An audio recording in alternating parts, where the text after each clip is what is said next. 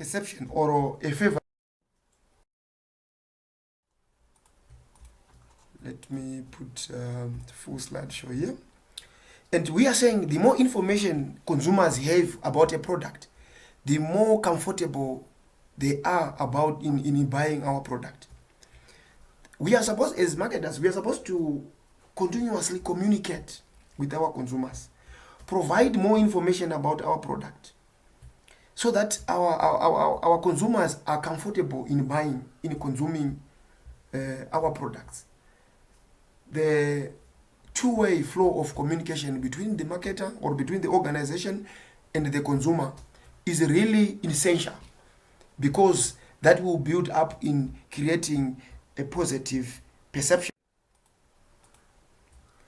Businesses do all they can to publicize their offering. A lot of advertisements, a lot of promotions, a lot of discounts, so that consumers really do have information regarding a certain product. Business, to influence perception, a business not only must expose its product to consumers, it must make its product stand out from the crowd.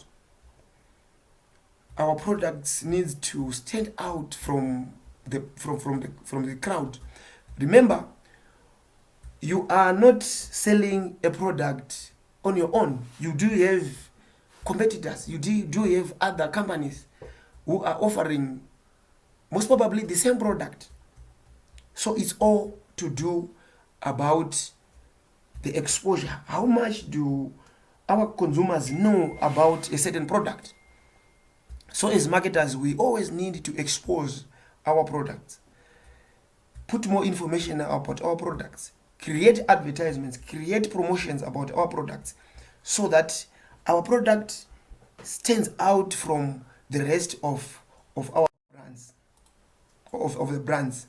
So we now want to define what is what we really mean by perception. Perception is gathering information through our senses, which are seeing, hearing, touching, tasting, smelling, or sensing. These are the different senses which creates perception. What you see, what you hear.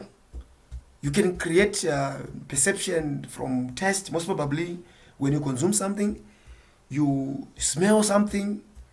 So through all these senses, consumers create perceptions. And we are saying the perception which is created most probably through here needs to be a positive perception. Through these senses, we perceive things and events or relations. But as there are so many different stimuli, only a small portion of them are noticed, and even a smaller amount can really reach out to our attention. There is a new term here which I think we may need to define: stimuli. When we are talking about a stimuli, or some people may want to call it a stimulus, it's a thing or event that evokes a specific functional reaction in an organ or a tissue. We are saying when you see something, when you hear something, when you touch something, it stimulates something in your brain. It invokes something in your brain. And that stimulus now is the one which will lead us in purchasing. Remember, we as marketers, we are really concerned about triggering the purchase patterns in the brains of our consumers. And that is the stimulus which we are talking about here. Perception is the process by which these stimuli are selected, organized, and interpreted by our consumers. You organize them to make meaning, and you are in a position to go and make the buying decision. It involves recognizing the stimuli, processing, and storing them. When we did consumer decision making process, we indicated that in most cases our consumers evaluate, whenever they want to purchase a product, they evaluate alternatives. And when they evaluate these alternatives, they may search information, they may think, and most our consumers, they store in their memory about our products. So the perceptions, they may store positive or negative perceptions. So we always need to create messages which creates a positive perception. And the major challenge now with us marketers is to identify the target consumer and to find out how they perceive the world, so that we are in a position to create our messages which will end up creating what we call the buying decision. That will help to adjust all our marketing activities now need to focus in building this perception. Remember, perceptions are not perceptions are not uniform. Perceptions differ from one person to another, from one consumer to another. So we need to have that appreciation now that our perceptions change, and when they change, how now we try to trigger the stimuli needs also to differ from one consumer to the other. Any questions, any addition, any subtractions before we get into the process of perception? Panache? Any questions?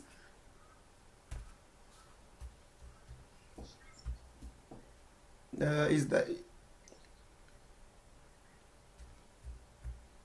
let me, I want to record the slides. Exposure.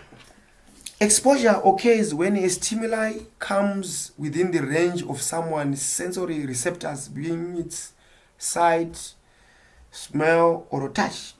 You are exposed to something, and a certain stimuli within your brain is activated when you, most probably, you come across something, you come across an advert, you come across a product, you smell something, a certain stimuli within your senses is activated. So that is the first step in the perception process.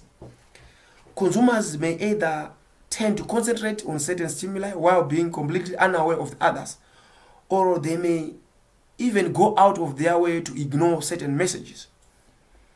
It is now important to us to, as marketers, to create attention. Our adverts need to create attention, so that when our consumers try to make their buying decisions, our products will stand out and be most probably favorable, because we are focusing on the favorable experience. We need to create a favorable experience whenever our consumers buy our products. So most probably is the first time.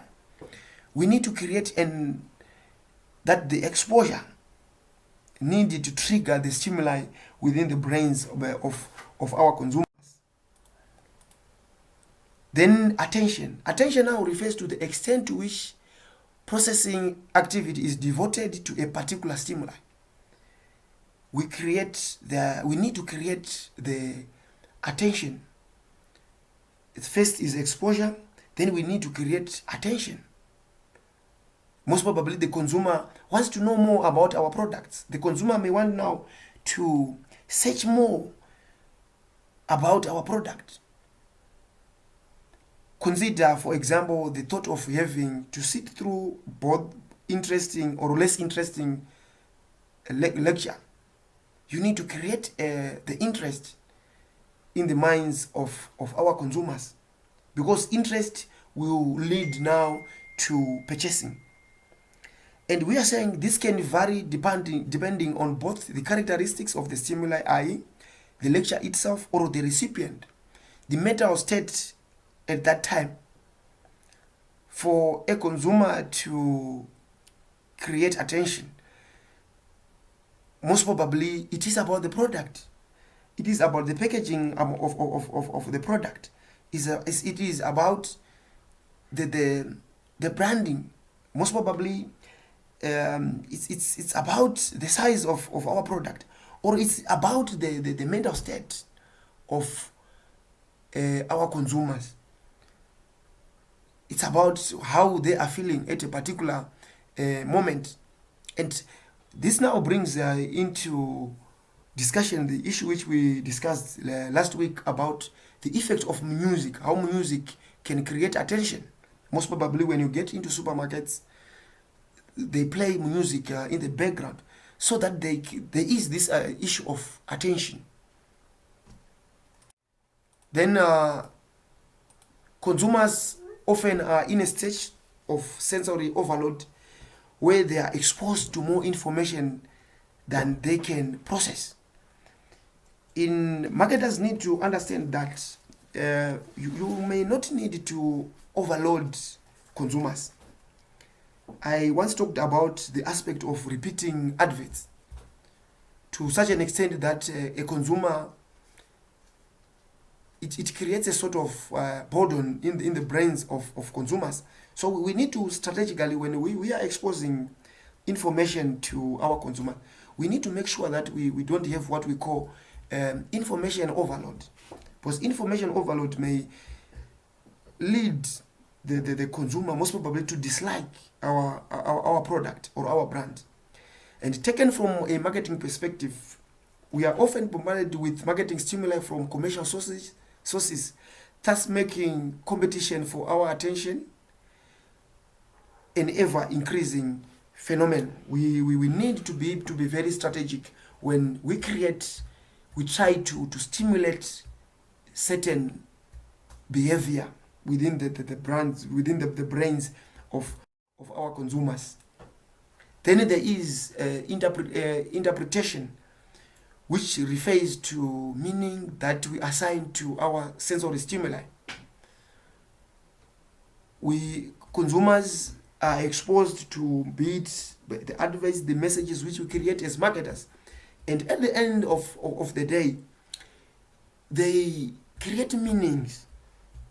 And we are saying these meanings need to be favorable. And there is another aspect which you need to take into consideration when we talk about meanings. The interpretation differs also from one place to another. You need to take into consideration the meaning. Most probably it's an advert on a billboard, it's an advert on television, it's an advert on radio, it's on a newspaper, it's online. There are certain meanings or connotations which comes in the brains of our consumers whenever they see or consume our product. So we may need to understand the meanings, because these meanings differ from one place to another, from one country to another. So we need to be really aware on how our consumers interpret our products, interpret an advert, because the interpretation may be negative, and this may cause low sales, or I'm saying our consumers may end up failing to purchase our products. Just as people differ in terms of stimuli that they perceive, the meanings we assign to these stimuli vary as well.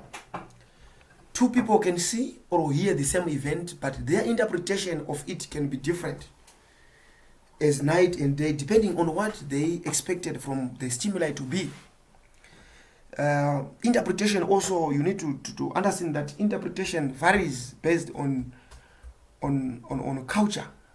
Cultures differ from one place to another. So our perceptions can be shaped on how we interpret certain things. Remember, I once gave you an example of a company in Zimbabwe, which is called Deribot, which was selling. They've got a brand which is called Chimombe in Zimbabwe, meaning a cow. So they wanted to sell the same brand in India, where a cow is seen as sacred. So the brand, the interpretation in India was different, and the product failed. So we need to take into consideration all these these different interpretations or meanings which are attached to our products. In there is another a practical example which also occurred in Zimbabwe. A certain company went to Bulawayo, and they inserted a billboard which was written in Shona, and people interpreted differently. Why are they putting an advert in a Ndebele speaking a province in Shona? And people went online, and the company ended up removing that billboard. So we are saying we need to take these interpretations because they shape perceptions. Consumers may fail to purchase a certain product because they are interpreting our advert, our product, or they are relating it to mean something which is different. The meanings we assign to a stimuli depends on the schema or the set of beliefs to which to assign to in which we assign it. The issues to do with beliefs, culture, all those things are very important. Identifying and evoking the correct schema is crucial to many marketing decisions because this determines what criteria consumers will use to evaluate, be it our product, be it our packaging, be it our message. I may want to add a little bit on the aspect of packaging, color of our product. Colors are the interpretation of colors differ from one culture to another, from one color to from one country to another, from one culture to another. So you also need to take into consideration how the color of your product is interpreted in a certain area. There is no one size fits all when we are talking about issues to do with marketing. A color, most probably a black color, the interpretation of black color in some areas may differ to the other area. So when you create packaging, you create your products, you need to take into consideration these issues to do with color of our product, because they may have very negative consequences in how consumer behave. Any questions, any additions, any subtractions before we proceed to concepts underlying perception?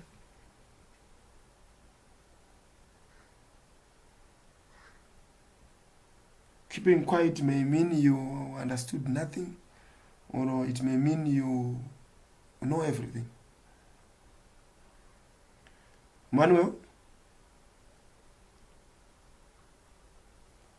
any questions, any additions, any subtractions? Mandarina?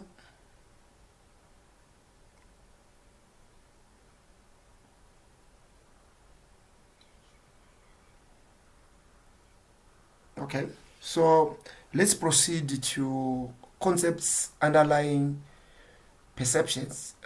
Concepts underlying perception, and we are going to talk about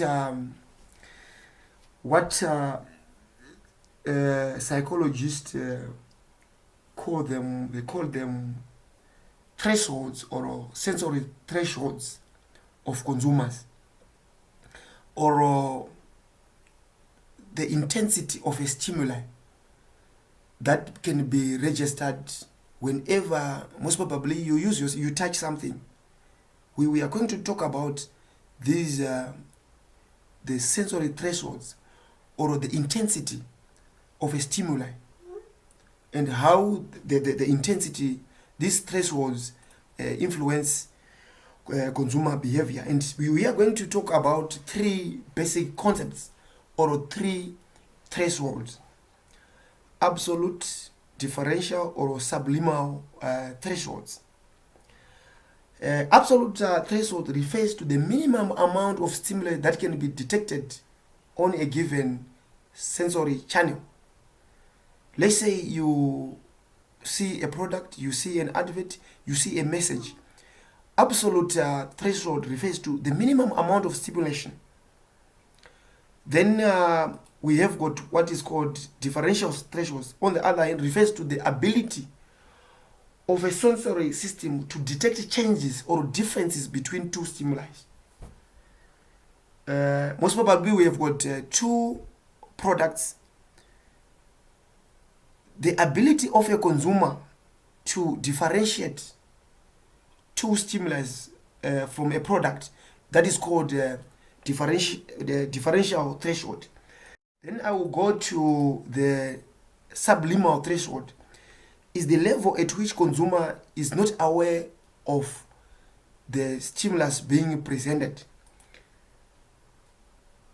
It is the level, or is the level in which a consumer is not aware of a stimuli being presented. Meaning to say, you can present your product, you can present a message, but a consumer may not be in a position now to understand, is not aware of a certain stimuli which you want to. So that is called the subliminal threshold. It is a two-part word consisting of prefix or root. Sub meaning below, or then limen meaning the threshold. So we will now want to discuss about these three thresholds and see how they apply now to consumer behavior.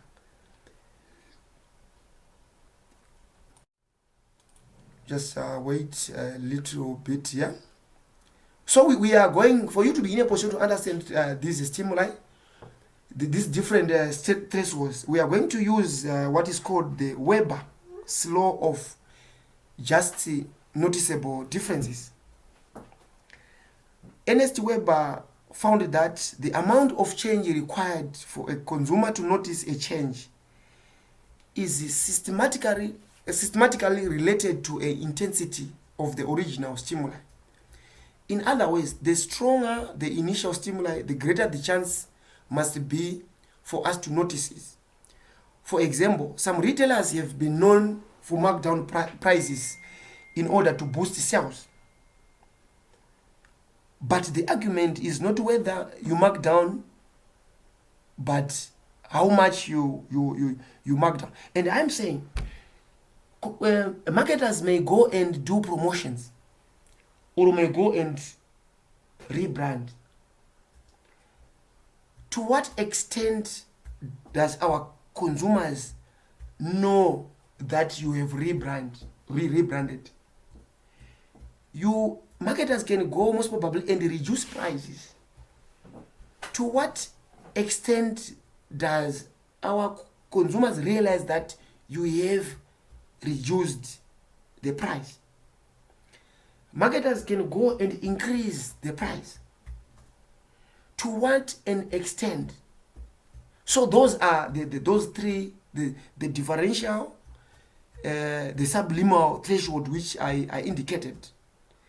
And the ability now for our consumers to identify those differences, it is, according to Weber, it is called the just noticeable difference.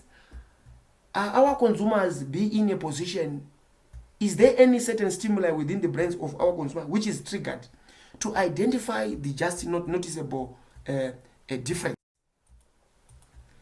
Research has shown that markdown should be at least 20% for the reduction, for it to make an impact on consumers. When you reduce your product, research has shown that if you reduce your product not less than 20%, our consumers may not be in a position to see the difference. Same applies with branding. To what extent does the branding or an addition which you have put on your product, to what an extent, what intensity, to what extent does our consumers be in a position to understand the difference. So those are the thresholds and how they relate to what we call the just noticeable difference as expressed by Max Weber. Because the brain's capacity to process information is limited, consumers are very selective about what they pay attention to. Consumers they are very selective. So this is how now the just noticeable differences link to those concepts or the threshold, the three thresholds which I indicated. The process of perceptual selection means that people attend to only a small portion of a stimuli to which they are exposed. So if, as a marketer now, if you understand the extent to which our consumers know the difference, this will now help you to shape or to create messages. These thresholds are important to such an extent that consumers are now in a position to create their promotional message, to create their adverts better, so that a certain stimulus is triggered within the brains of our consumers. And we are saying the minimum difference we can detect between two stimuli is the one which is called the just noticeable difference.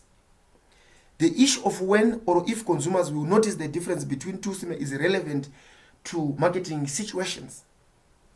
Some consumers may even go into a shop and purchase a product, a different product, and most probably failing to identify the difference.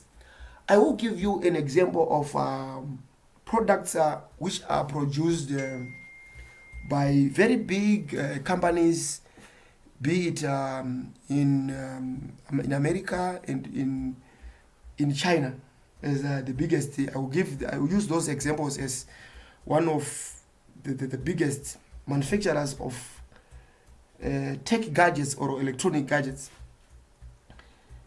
We have got products like Philips. You know Philips televisions, Philips, they do have phones, a lot of electronic gadgets. But we have got a Philips, a brand Philips with double L. We've got another brand Philips with double P at the end. We've got another brand called Adidas. And we've got another brand called Abibas. Some consumers may go and we've got another one, Samsung, and another one which is called Samsung. Some consumers may go and from his or her brand, the consumer wants to buy a Samsung, but can actually go into a shop and buy a product called Samsung. A consumer will go into a shop, he wants to buy a Philips, an original Philips, but may go and purchase a product which is not an original Philips, but with another double L and a double P. It is now the ability now for our consumers to identify what we call just noticeable differences. The issue of when and if consumers will notice the difference between the two stimuli is relevant to a marketing situation. Sometimes a marketer may want to ensure that consumers notice a change as when a retailer offers a merchandise at a discount. But some consumers may fail to see the difference. The marketer may want to downplay the fact that it has made a change, such as when a store raises prices or a manufacturer reduces the size of the package. Some consumers may fail. And we are saying it is now the role of a marketer to communicate with the consumer so that he identifies those differences. A consumer's ability to detect a difference between the two stimuli is very, very, very, very important.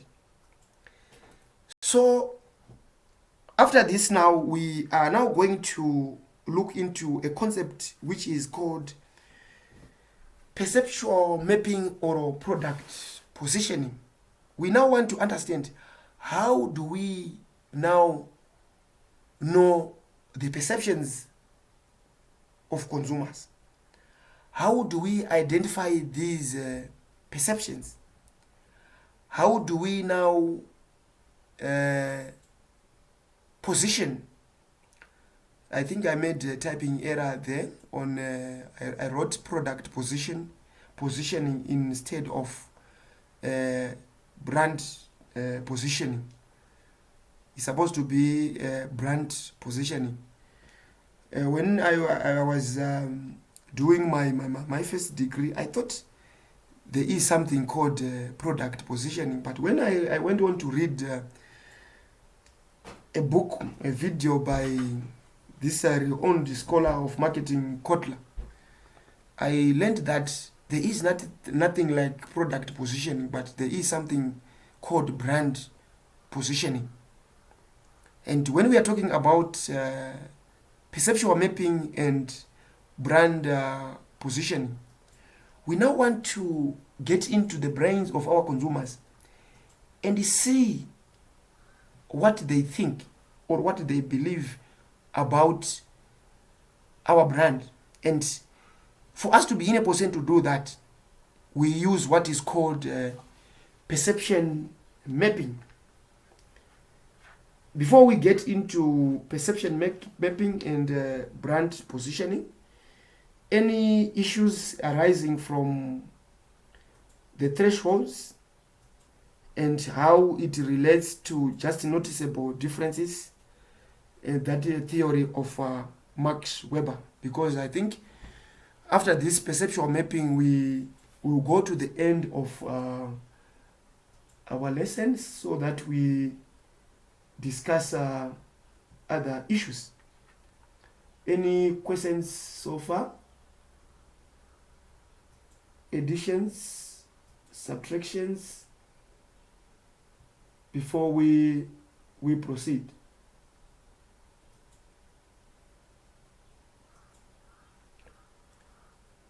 Okay.